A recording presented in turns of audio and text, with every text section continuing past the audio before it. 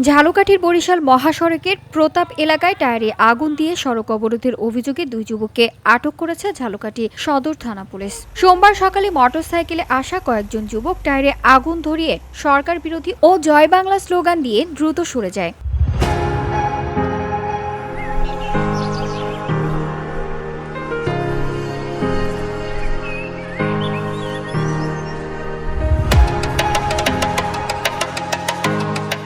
ঘটনাটির ছবি ও ভিডিও সামাজিক যোগাযোগ মাধ্যমে ভাইরাল হলে নড়েচড়ে বসে পুলিশ। পরে গোপন সংবাদের ভিত্তিতে সন্ধ্যার দিকে গাবখান ব্রিজের পশ্চিম ঢাল থেকে ধানসিঁড়ি ইউনিয়নের টিপু হাওলাদার ও বরিশালের বাকিরগঞ্জের অলিকে একটি মোটরসাইকেল সহ আটক করা হয়।